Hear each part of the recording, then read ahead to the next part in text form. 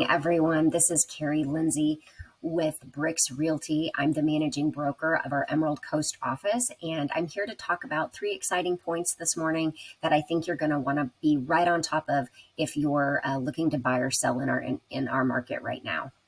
So the first thing that we're going to talk about is what's happening in the current market, why the market won't crash, and the big one that everybody is talking about, what is ahead for the rest of the year. All right, so let's dig in and find out. I'm going to be sharing some slides for you guys today. So what's happening in the current market? I think that we can all probably agree that this year is really being defined as the mortgage interest rates rise, right? So here you're looking at the Freddie Mac 30-year fixed rate from January all the way through the latest data that we have right now. And what you can see over time is that mortgage rates have really ticked up week over week.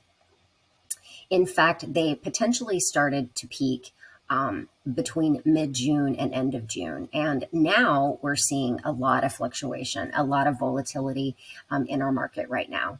And even though we've been on a downward trend, I do not believe that we are out of the woods yet.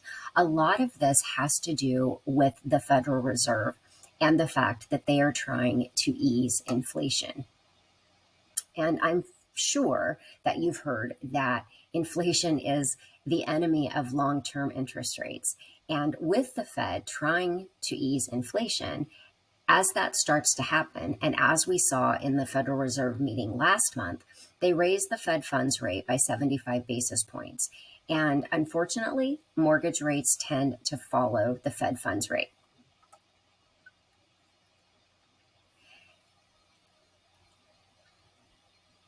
Another important topic is all of the chatter about recession. So what today I'm going to show you is the history and what happens to the housing market during recessionary times. A lot of what we've seen, history shows us that mortgage rates typically fall during a recession. So the question is, are we in a recession? Well, that seems to be debatable, even at our highest levels of government. So I will leave that up to you to decide personally, but the historical definition has always been that two consecutive quarters of negative GDP say that the United States is in a recession. Hence, that would say that we are in a recession.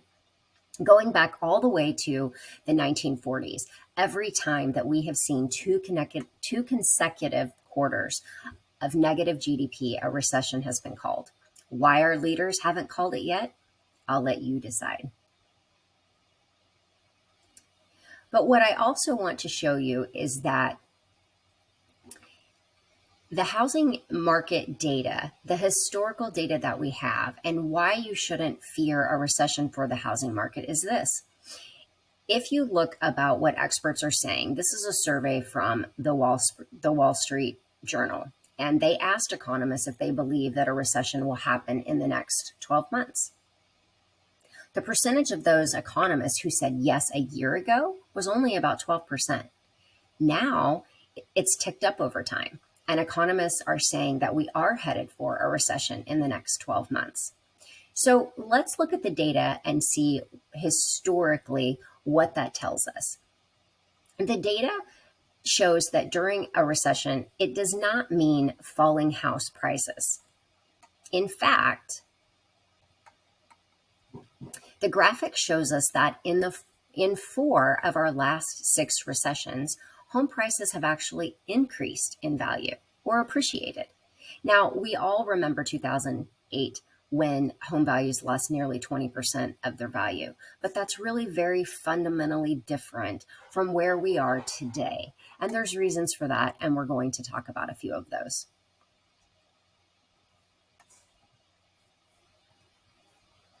So what else does the data show us?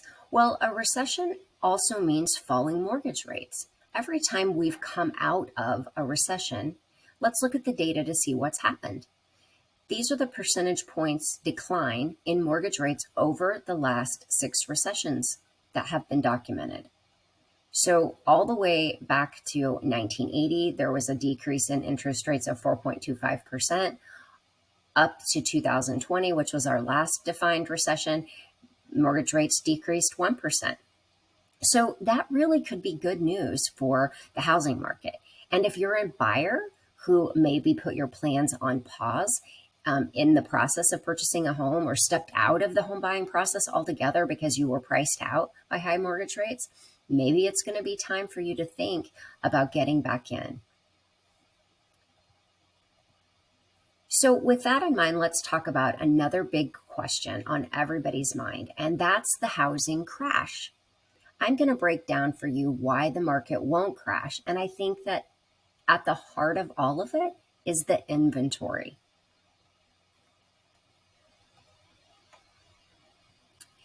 So we know that there are three places where inventory comes from. It comes from existing homeowners or current homeowners wanting to sell their homes and putting them up for sale. It comes from new construction, builders building brand new homes. And it also comes from distressed properties that are short sales or foreclosures.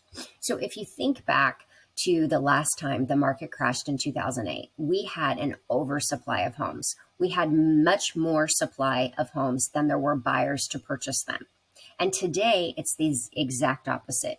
We do not have enough homes. And so anytime there is an oversupply of homes or more homes available than there are buyers who want to buy them, that's what causes prices to fall. Today, that certainly is not our case. The first graph is nationwide. The next two graphs are going to be for our local market here in Florida. And now if we look at months supply, and that's what you're seeing right here, unsold inventory today is at a 3-month supply nationwide. And in the Destin area, it's at a 2-month supply. And at the Pensacola area, it's at a 1-month supply.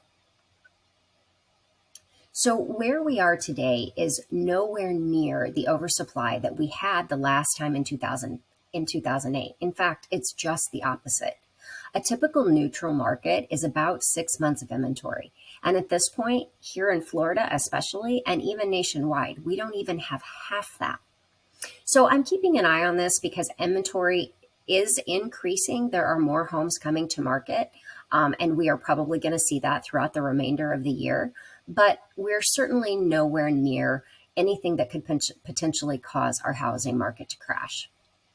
For new construction, permits and starts, they've slowed down from May to June, so that further puts pressure on the existing inventory.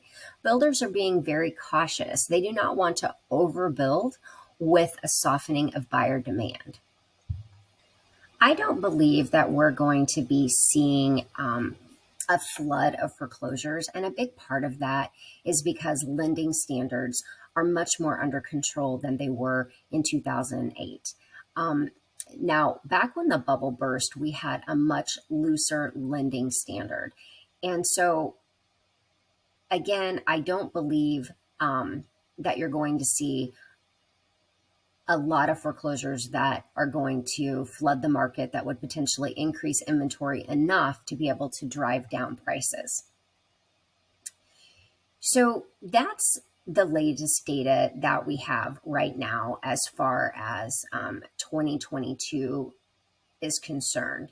And so if you look at this perspective, we talked about inventory coming from three places. And if you look at months of inventory and the places that homes come from, I think that you'll agree that we're still in a seller's market. We're still nowhere near the oversupply of homes that potentially could cause a market to crash. So what's ahead for the rest of 2022? Where's the market going? Well, let's look and see what mortgage rates are supposed to do for the remainder of the year. This chart is a look at mortgage rate projections that was released in July from Freddie Mac, Fannie Mae, MBA, and National Association of Realtors. And so if we look at these across the board and we average them all out over a quarter, you can see that the average of all four puts us somewhere between right below 5% and about 5.33. So it's really saying that mortgage rates are projected to kind of hang in this steady space right now. And so mortgage rates will be a little bit more stabilized throughout the remainder of the year, which is great news for buyers who have pushed pause on buying a home because their mortgage rates have been rising so rapidly. And again, historically speaking, even though the rates are 5% and have been, in the low threes for the last several years, please know that having an interest rate in the fives is actually a really good rate. So we will keep an eye on where inflation goes, and mortgage rates tend to respond if the Fed is raising the Fed funds rate to try to combat inflation. But what we do know is that while the Fed funds rate doesn't dictate where mortgage rates go, it certainly is a part of the conversation that we need to keep in mind. So, what about home prices for the remainder of 2022? Well, based on the 7 key industry leader projections, and as we look at the next 5 months of the year, we're certainly seeing a slowing, a decelerating of price appreciation. Last year, we saw an appreciation nationwide of about 15%, according to CoreLogic. And here in Florida, on average, it was about 20%, and in some areas was high as 40 to 50%. So we will see homes continue to appreciate as we move through the remainder of this year. And my opinion is that we will see some price stabilization, but we will not see a truly meaningful decline that some buyers are looking for. And that's strictly because the inventory in our market is just not there. So it's the simple law of supply and demand. When you have a really low quantity of something and a large pool of buyers that want to buy it, you can charge a higher price. So home sales, while they might soften a little bit throughout the remainder of the year, and no doubt it's still very competitive out there, it's definitely not impossible, as it may have felt for some people as they probably stepped out of the process this last year or the beginning of this year when rates really started to increase. So I expect another exceptional fall and another exceptional spring selling season. I hope that you found this helpful. If there's anything that I can do to do a deeper dive into this with you, or if you have any questions about the market specifically here in Florida, I'd love to talk to you. Feel free to reach out. My number is 913-638-7767. And again, this is Carrie Lindsay with Bricks Realty, and I hope you have a fantastic Monday. Have a great day.